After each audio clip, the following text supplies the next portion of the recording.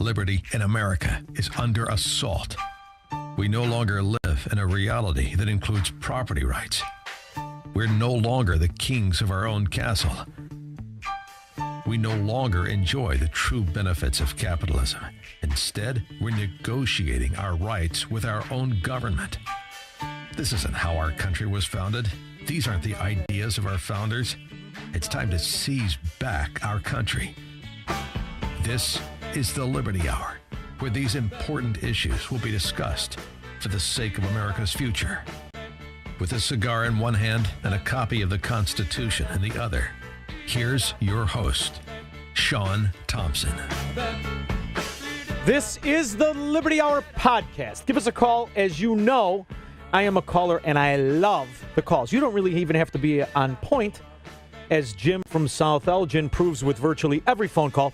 312-642-5600. So I was off last week because I was in Florida. Little update, I will be off next week because I will be in Florida. This is really quite an effort, and it's very difficult to work all the time and several different jobs and worry about obligations and bills. And it came to my attention today, why should I? Why should I? When I have one group that wants to give me a mediocre existence for nothing, like the new presidential nominee, Andrew Yang, which 3,000 people show up in San Francisco for a virtual unknown. And I thought to myself, well, it's San Francisco, right? KY Jelly goes on sale, 3,000 people show up. What's the big deal? But it's also probably full of a lot of socialists and they're self-loathing rich guys, which is all of the components to really get socialists together who are pretending to be a political option versus a tyrannical ideology that controls every aspect of everyone's life and every little bit of property. So, as you know from these podcasts and from my Sunday night show and from the calls into the show, I like to think that we are the majority. I like to think that people of principle and integrity and fundamentals and a respect and understanding of what freedom is, I like to think we're the majority. But I got news for you, brother. We ain't. We ain't. And the reality is we certainly have a minuscule representative body, if any at all. And what proves that? No better example than this idiot, Devin Nunes. And I'm sorry. Listening to him talk, I've got clips and we're going to play other things. But this, I was in my car this morning, right? Running one kid to school, I was arguing. I ended up, my wife took her. Then I have to go pick up, because I manage property, I have to go chase down tenants to get the rent. Then I have to make it here at 8:30. I got to worry about the real estate deals. I got to worry about the cigar store. I got to worry how much of my money Illinois will let me keep. Constant stress and worry. And the reality is I think it's worth it because out there are a group of people who understand what I'm fighting for, what this is all about. This is about me, property, things I own, things I'm involved in. And I want that covenant back in America between government and the citizens, that they represent us versus rule us. And it's all for naught when a Republican with his ear of the president, the guy he was pointed to for at least 2 years as a conservative bright star, Devin Nunes, sues Twitter. And I understand it's easy to hate success. That's the entire premise of the socialist. That's the entire premise of Democrats, of union members. It's easy to hate success and successful people. And there's a covetous nature in humanity that just gets involved and you want to see somebody fail. Schadenfreude, as Dan Proft and Bruce Wolf like to say all the time. It's a schadenfreude to watch disaster. I get it. But we're principled, right? We're Republicans. We're conservatives. We're constitutionalists, right? We believe in America. We believe in freedom and property rights. Do we? Do we really? Yeah, so this is the first of many, Sean. And what we're doing here is we're actually going after Twitter first because they are the main proliferator and they spread this fake news and the slanderous news. So if you look at the lawsuit, I think people can go and look at it on Fox News. It's all there. But the case we're basically making is this was an orchestrated effort. So people were targeting me. There were anonymous accounts that were developed. And look, there's not supposed to be. These accounts aren't supposed to exist. Twitter says that they don't have accounts that do this. So like I said, this is the first of many lawsuits that are coming, but there were several fake news accounts, whether it was regard to the Russia investigation or to me, and we have to hold all of these people accountable, because if we don't, our First Amendment rights are at stake here. This isn't 20 years ago, Sean. What's happening is that Twitter becomes the gaslighting for all of the news, and when they're regulating us, they're regulating what people can see on my tweets, which they've done. Who's they? And then they're proliferating out things that they agree with the algorithms that they develop. They need to come clean. They're not a public square. They are content developers. That's outrageous. And it shows a certain level. That's not just ignorance. He's not that stupid to believe it. He's lying. He's manipulating. He's trying to start really a blind kind of hatred for a group that is a private company that is based on the premise of absolute and total free speech. So now they regulate us. They, meaning the owners of the private company, who have decided through many disclosures, which, by the way, nobody reads. Devin Nunes didn't read it, and now the people will end up funding lawyers to go through disclosures that not only are there, but that can change on a whim, on a moment's notice, because, thank God, Twitter is a private company. And this notion of too big to be private is the exact same ideology Elizabeth Warren uses when she wants to nationalize industries and companies in the name of the greater good. Do you not see the parallel argument? He is basically a more feminine-looking version of Elizabeth Warren. They are arguing the same principles. One wants to take over an industry and a sector of our economy. Another wants to control a private company that most of us use without incident.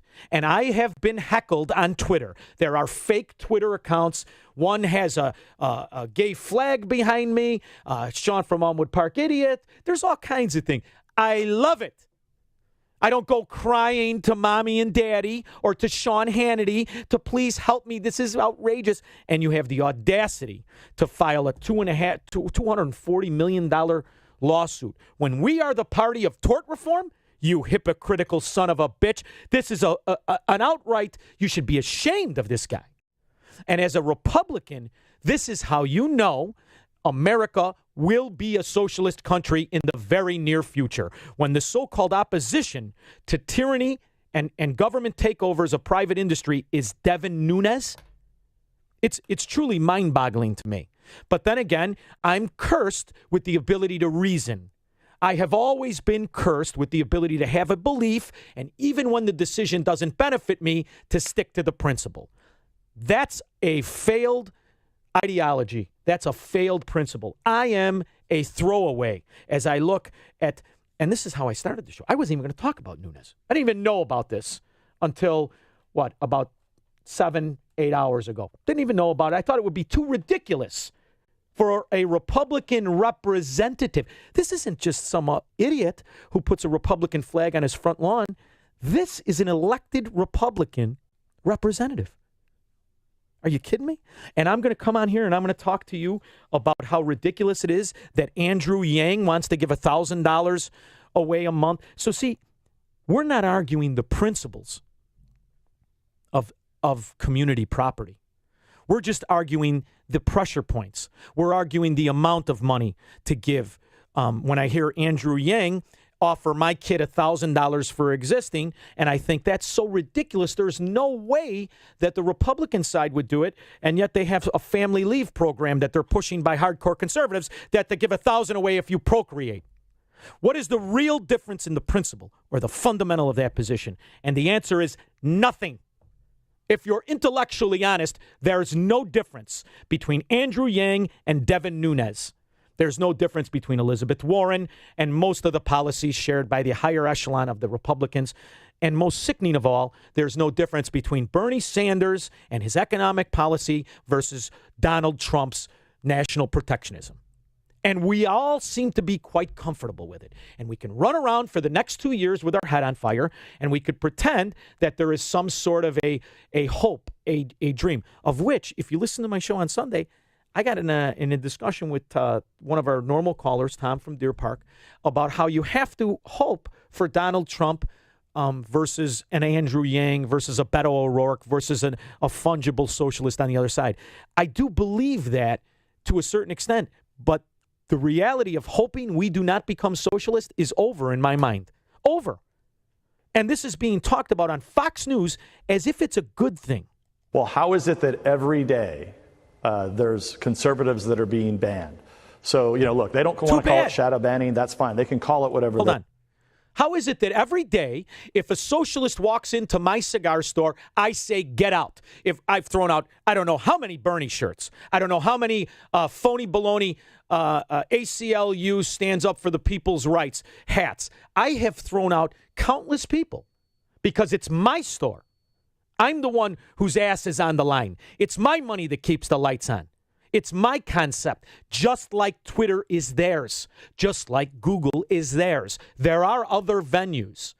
This notion of whining is ridiculous to me. Let's hear this idiot again. Well, how is it that every day there's conservatives that are being banned? So, look, they don't want to call it shadow banning. That's fine. They can call it whatever they want to call it. But the fact of the matter is people could not see my tweets. Let's call it property rights.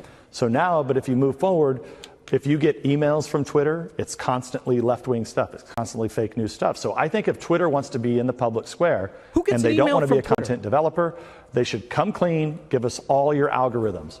How is it possible Are you listening to this? I can be attacked relentlessly hundreds of times a day by fake accounts that they claim in their terms of service should not be there?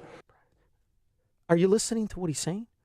You don't get an email from Twitter, stupid. You get an email with a notification that you have notifications to check. It's not from Twitter. As far as turning over their algorithms, it's a proprietary platform. It is a private company. This is a conservative. That should send a shiver up your spine. But the fact that he is a representative of a Republican Party, that's when the game's over. That's when you pull the Rocky Balboa and you throw the fight in to save Apollo's life. That's how you know you're done. The Russians have won. You didn't think I could tie in a Rocky IV to current events, did you, kid? Shows you what you know. And I'm boggled by the amount of conservatives I hear calling the morning show, tweeting me directly, who are wonderful people. I'm not attacking anybody. And they're literally seizing the argument of, oh, no. It's too necessary in our lives. Therefore, it must be public property. That is Elizabeth Warren. I hope I have the right clip, although they're pretty much the same thing. Let's hear her. And that is, I believe we need a constitutional amendment that protects the right to vote for every American citizen and to make sure that vote gets counted. That's not it, but okay, it's stupid enough. At night, I hear my parents talk, and that's where I learned words like mortgage and foreclosure. And I remember the day that I walked into my parents' bedroom, and laying out on the bed is the dress. And some people here will know the dress. The blue dress? It's the one that only comes out for weddings, funerals, and graduations. Oh. And my mother's in her slip, and she's stocking feet, and she's pacing back and forth, and she's crying. She's saying, we will not lose this house. We will not lose this house.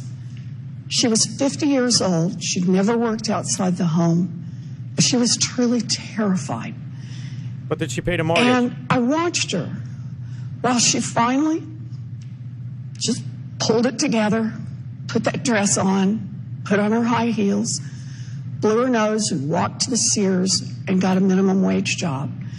This is and great. That minimum wage job saved our house, but more importantly, it saved our family. And then later what happened was Elizabeth Warren became a senator, and she bought the foreclosed house from another woman who was pacing, and she rehabbed it and sold it and made $250,000. See, that's how the story really ends. But the hypocrisy of Elizabeth Warren is not trumped by the hypocrisy of Devin Nunes. It's not trumped by the philosophy of Andrew Yang or Beto O'Rourke. Because what we're really arguing about is social engineering on massive levels, on government and demands of whiners to seize property of others. This is what we're demanding, whether it's Elizabeth Warren telling you why there should be no mortgage companies, there should be no lending, or it's Devin Nunes telling you there should be no social media companies that are privately owned. And what he doesn't tell you, which I find fascinating, because it's just how my brain works, kid. When I see this imp come out of nowhere and say, I'm going to attack a private company, I say, why would he do that? It's always kind of about money, if you notice it. And then you look, sure enough, you punch up, I use one of those other bad private companies, Google. And you punch up Devin Nunes contributors. And you find out that just individually, the entire higher echelon of Oracle maxes out. In fact, they've donated above and beyond what was allowed, and he had to give some money back to the Oracle hierarchies. Devin Nunes is a whore for the political payoffs of Oracle, who has declared war on numerous big tech companies, from Amazon to Google to Microsoft, who all have a piece and a vested interest in guess what company. Drum roll. We don't have one. I was trying to give you the Amy Jacobson where you have to come up with a drum roll. Drum roll. Nothing. Yes, Twitter.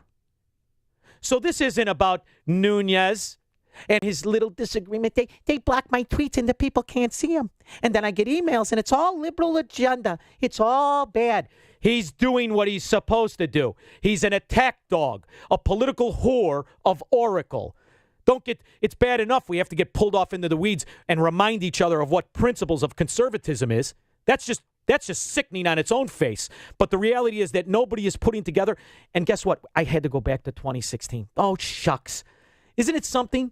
Because I remember hearing about the Oracle, Larry Ellison, who went to war with all the other big tech companies because they were losing in the race of progress. And they understood the key thing. You know why?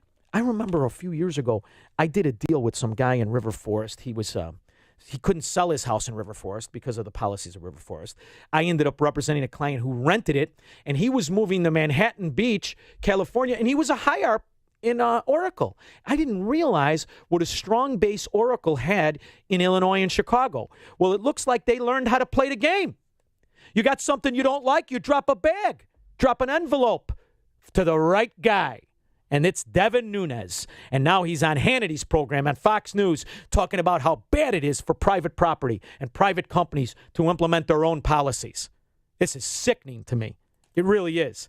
And all the rest of it, we're going to argue about Yang?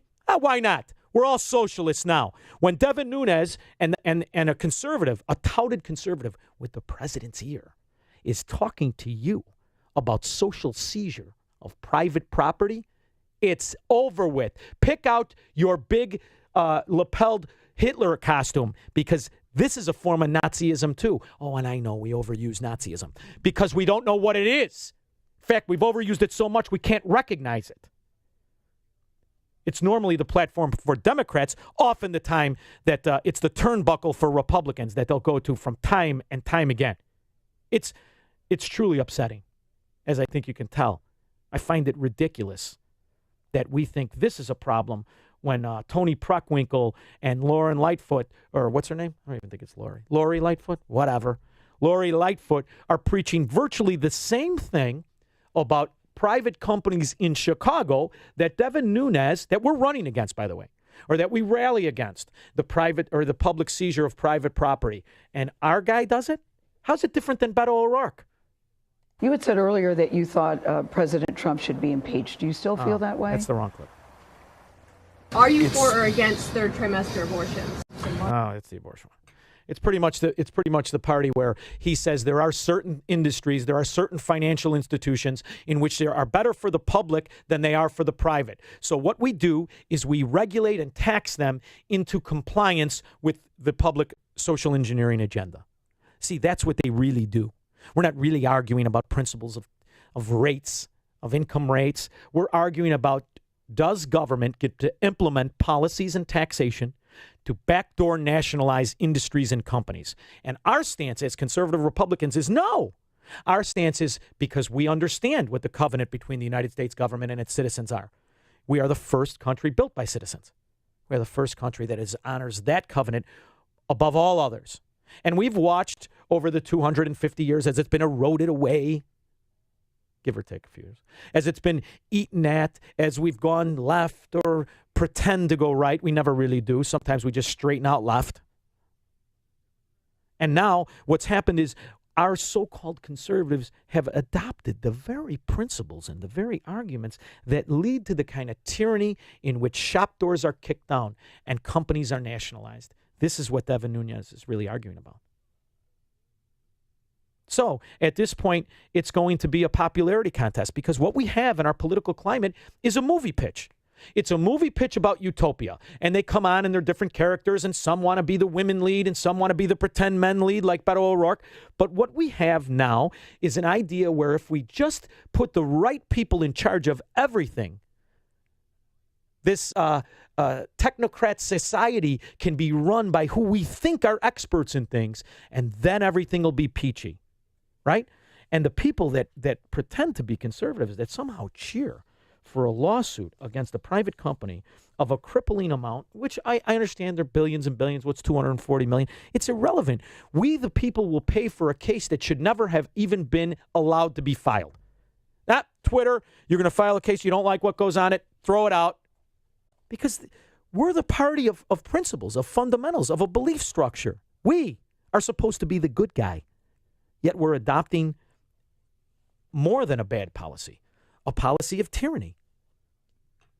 I mean, is it too far off to think that when you demand that a company like Twitter implements a certain control over tweets and free speech, that it is the same as taking the position of those people who sued the baker? I thought we were the side of, no, it's a bakery. You could bake for whoever you want to bake for, right? It wasn't the point of how ridiculous it was that you didn't want to make a cake. It was the point of, ultimately, can the government force you to do something you normally wouldn't do? That's the principle. And the reality is, Republicans, when they think that it's going to benefit them, they say yes now. Right? And we have this argument of how do we fend it off? And we fend it off. We pretend to be a democracy or a republic, but we pretend to be able to implement voting systems and somehow it'll save us. When the reality is, when you have lost your principles, when you have lost your fundamentals, you're simply susceptible to the best liar. You're simply susceptible to the guy who can paint you the prettiest picture of utopia. Whether it's Andrew Yang or Beto O'Rourke or Ocasio-Cortez or Donald Trump. It isn't about the principles, and this has been my argument against Donald Trump since he started to be running, and we started to realize the kind of policies he was promoting bared a striking resemblance to the kind of policies that Bernie Sanders was promoting. And if you look at individual trade policies, you can't separate them. And now what's happened is I've watched the Conservative Party adopt this kind of government control of the macroeconomy in hopes to have micro benefit. It is the exact same thing that happens when you have a Devin Nunes argument. It's bad for me, so we need to take it over. So that's why I say to you, to me, it is about the fact that the Republican Party has lost what it stood for. I don't know what it stands for anymore. And as I see the representatives promote this kind of statism, this kind of utopian idea that private companies are bad and they do bad things that hurt people, but good, big government doesn't. Why are we fighting against Yang? After all, he's going to give our kids $1,000 for doing nothing. And you. If you look at the numbers in each voting district, there's a straight line up between the adoption of industrial robots in that district and the movement towards Donald Trump. Oh, robots. We're in the third inning of the greatest technological and I thought that was the one where he said he was going to give $1,000 to people. He's right about the third inning of the technical robots. Now you see how I always say they can run on their failure. Why is it that robots are sweeping. Of course it's progressive, and of course it's the nature of progress of things and its development of technology. But it's also in a response to government takeover of the independent company by telling them what to pay their least people, by setting pay scales from a government bureaucracy.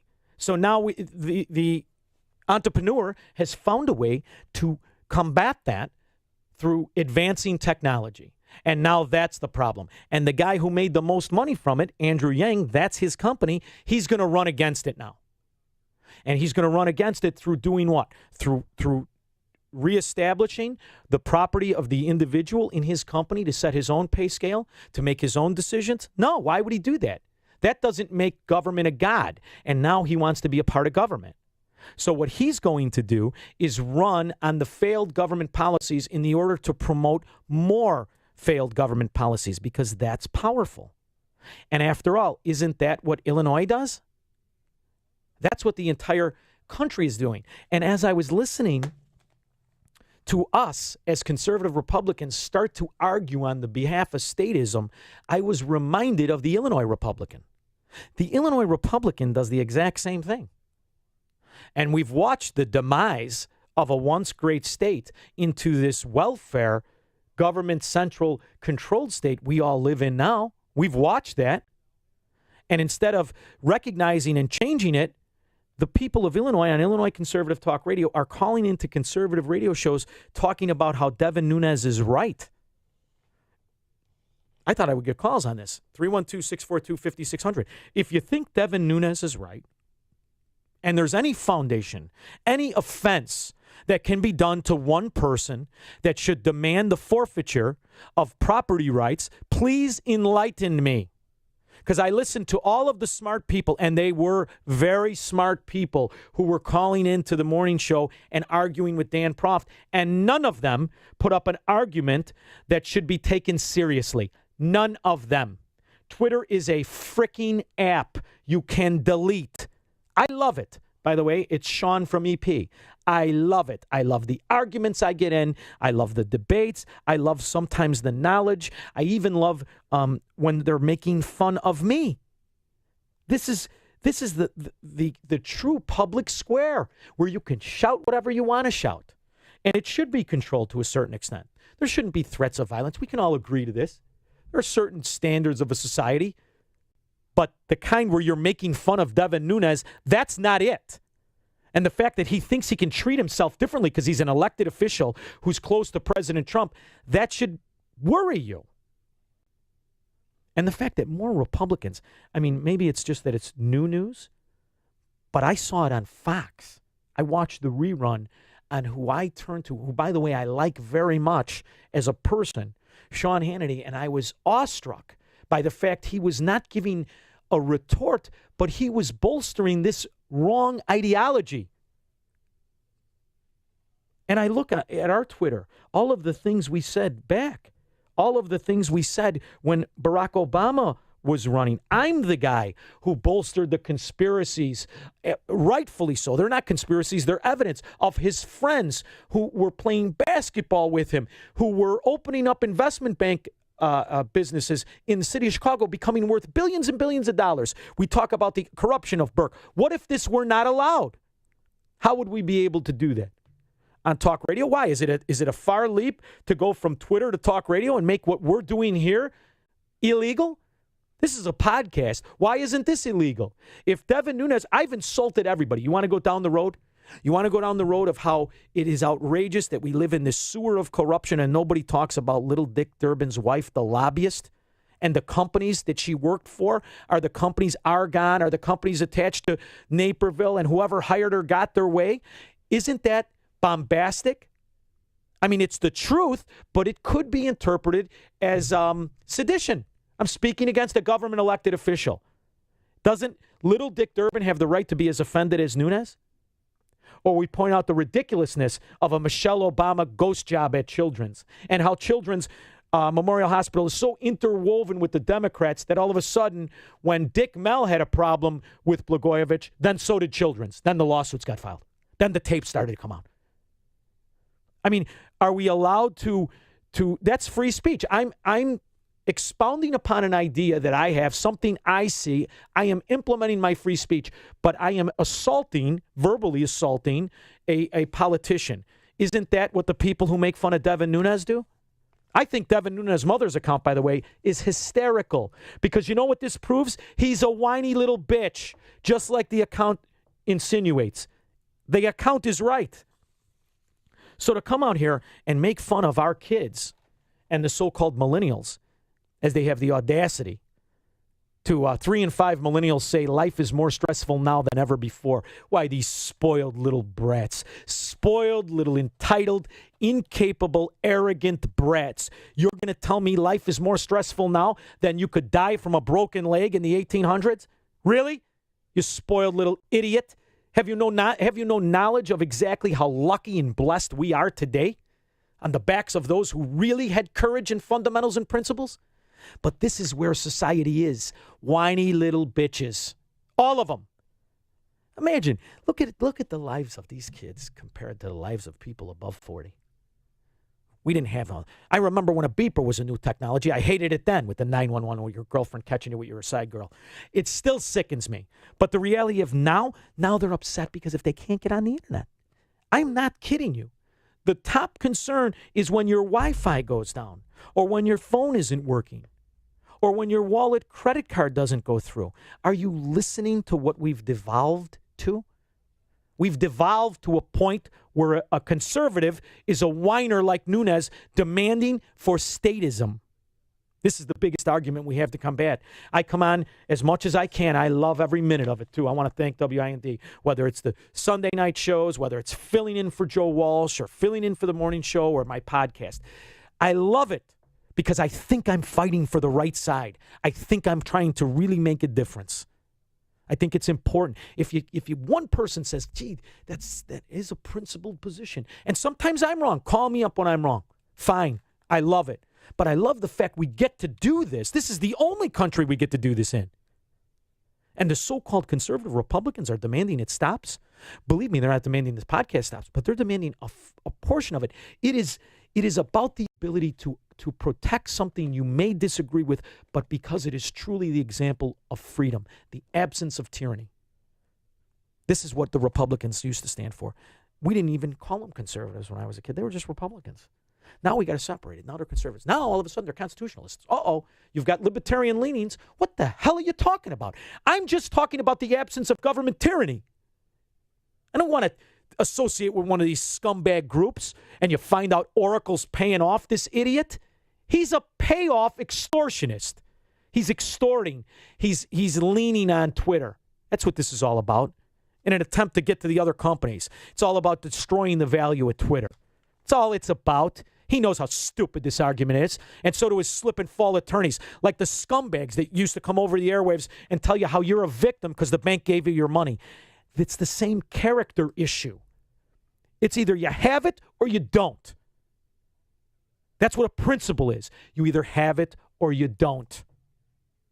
The irony of the fact that we're arguing for government statism from a position of claiming to be a conservative lets you know you just better get in on the scam. You better get in on the scam. You better take a guy like Andrew Young's $1,000 a month.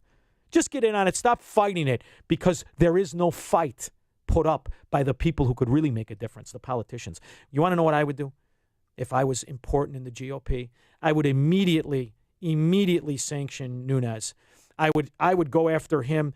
It's free. Go after him in a primary him. Discount him. Point out from the position of a Republican what a Republican is. I have been amazed for decades how the Republicans have no standard. All you have to do is claim you're a Republican. And Illinois is the example. We let these phony Republicans get in, and they're elected as Republicans. Bruce Rauner.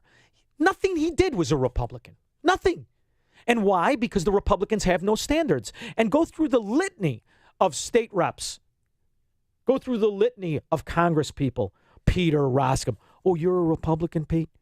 Really? Because last I heard you were running on straightening out welfare health care. You were running on Obamacare and just tweaking it and fixing it. John McCain, Republican, John McCain, you're a Republican?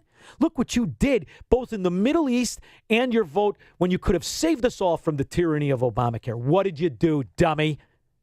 You voted like everybody you hung around with and everybody who paid you, every Democrat who paid you. And now I got to hear his dim-witted daughter, who apparently can't stay away from the cream puffs, telling me what a great man he is? Sorry, this one I'm going to side with Big Donnie and the Amish hips. Meghan McCain, can I tell you something? It's hard enough to live in this existence when people get ahead based on their genitalia or on their race or on their political affiliation versus their character versus their knowledge versus their integrity. It's hard for me. I have to suffer fools after priding myself, even as a young man, as not suffering fools. I have to suffer it. They're jammed down my throat on TV, on the news. And then we got Meghan McCain. Where would she be if the name wasn't McCain? Are you kidding me, honey? You'd be telling me there's no more plain bagels at Panera, stuffed into an apron. That's where you'd be. That tells you everything you need to know about his pathetic life right now. His pathetic life. Yours is but the pathetic life, honey. Your accomplishments are zero. Your biggest thing is who was your mommy and daddy. It amazes me how people can walk around with a sense of pride and arrogance. It's like Pritzker. Right? He goes from Thanksgiving with the cork on his fork as the family dummy to the governor and controller of Illinois based on nothing. So it's our oligarchs against their oligarchs, right? Only ours, we really don't have ones. If you're a constitutionalist, if you're a person who loves freedom, who loves the covenant with America, you don't have any oligarchs. Because in order to get to this position, you had to sell out. And nobody embodies that more than John McCain. I'm sorry. I know he's dead. I know he was a prisoner of war. I know he was a terrible pilot. I get it. But so what? Can we live in the reality? Or is there a cloak of virtue? Because that's how they get away with it. You go in all the bills. Look at all the bad bills that have crippled America. Look at every single spending bill. Look at all of the laws that have grown government and shrank your liberty. Look whose name is there. John McCain. And now he's going to be touted as a statesman. It's as ridiculous to me as pretending Ted Kennedy was a good driver. It's the same hypocrisy. I can't figure out why we continue to do it. But we're going to hear more from Meghan. He spends his weekend obsessing over great men because he knows it and I know it and all of you know it. He will never be a great man. No. Yeah. Bitter table for one. And good thing for you, it's an all-you-can-eat 4-hour buffet because you've been here 4 hours. Same thing. Ridiculousness. And she's the Republican voice on The View. That's as ridiculous as Nunes being the Republican voice in the hierarchy of political power. It's the same thing. At a certain point, this is what opens the door for guys like Beto. You had said earlier that you thought President Trump should be impeached. Do you still feel that way?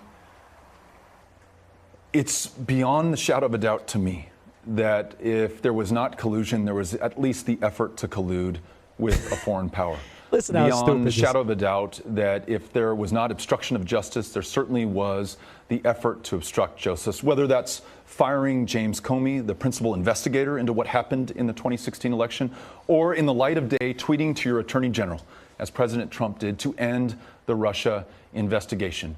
So Trump's guilty of intention. Right? He's guilty of all these things because he intended on doing it. Forget the fact he didn't do anything. I'm sorry, he didn't do anything. And Devin Nunes throws the same exact accusation at Twitter. Well, how is it that every day there's conservatives that are being banned? So, look, they don't want to call it shadow banning. That's fine. They can call it whatever they want to call it. But the fact of the matter is people could not see my tweets. Okay?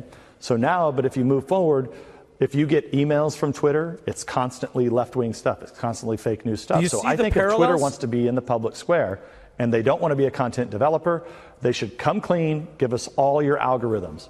How is it possible that I can be attacked relentlessly hundreds of times a day by fake accounts that they claim in their terms of service should not be there? Now, kid, I understand your genes are tight and they cut off the blood to your brain and you're not thinking clearly. But do you see the parallels in the principle of their arguments? I don't like it. They intended on harming me. Therefore, they're guilty. It's the same principles versus the point of right and wrong. There is no more right. There is no more wrong. There's just the interpretation of self-aggrandizement. That's what we've become. And if it benefits you, then it's for me. Gone are the days of the old-fashioned liberal. I hate what you say, but I'll kill for your right to say it. I lost relatives fighting for this freedom. Not just the regular ones, not just the dummies. I lost the best of the best, just like you did. We're a country that was supposed to stand for something, that fought for something. We're always supposed to be the good guy. Are we anymore? I don't know. It's upsetting to me that there are no principled anymore. There are no principled positions anymore. That we are, but I say there's what are there, 14 Democrats now? Who the hell could keep track? I don't even know where Andrew Yang, he might be 15. And they're different Trotskyites. What's our opposition to that? The Leninist? It's disheartening. It's a disheartening Tuesday when you wake up in the morning and you listen to your fellow conservatives who you are part of a family with here on AM 560, The Answer. We're all family, right? We get to argue and get to yell, and there's but similar differences, but we all come from the same raising, the same background, the same principles. Isn't that the beauty of conservatism? Is that although we may be different, we may look different, we may have different jobs, we have the same fundamentals and principles. We can all identify right and wrong. Beto O'Rourke's position on abortion. Is there anybody, what do you mean the third trimester, you're okay with that? Wrong. Abortion at all. Wrong. Spending, mindless spending, debt, cooking the books, fixing it for your friends. Wrong. Is that the argument anymore? Is that the argument anymore? Because it won't be long you're going to be hearing Devin Nunes make these same arguments.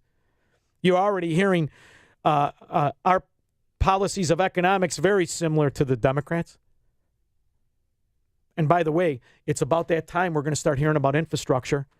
I don't know if you were watching Chicago News last night, but they had Klobuchar on, which, by the way, rarely does a name fit a face, but Klobuchar, there it is. So she's out there, the jack-o'-lantern that she is. The only thing she's missing is a candle in her mouth. She's out there talking about how Illinois and Chicago does such a great job on infrastructure. Oh, really, honey? Haven't you been paying attention? But you lived here for 3 years when you went to college, huh? It's ridiculous. It's absolutely ridiculous. Unless you stand for something, you will continue to bow for everything. And if we can't recognize that what Devin Nunes is preaching is the same kind of totalitarian control over private companies as a Bernie Sanders, as an Elizabeth Warren, as a Beto O'Rourke, or an Andrew Yang, then we're really not fighting for much other than good management of government control. And I don't want to be that. I'm not going to be that. I'll be happy under a bridge with my sign, my long hair. I raised girls and was married, and I tried to do the right thing. Please give me a quarter for lunch. I'd be happier doing that than getting $1,000 a month from Andrew Yang. Would you? Or is it just about the sellout cost? Is it just that it benefits you, so it's okay for me? Because once everything turns into a cut me in or cut it out society, you can move from Illinois to Florida. And by the way, you should call Liberty Real Estate Services if it's South Florida, both coasts. But you can't move out of America. Where are you going to go? Every other place that we're following the philosophies, they're on fire right now. You know why? Because they argue about the better management of government tyranny, and none of them argue for liberty. Not here. Not on the Liberty Hour. I'll be back tomorrow doing the same thing. Thanks for listening. I do appreciate it. And if you think I'm wrong, tweet me or call in next show.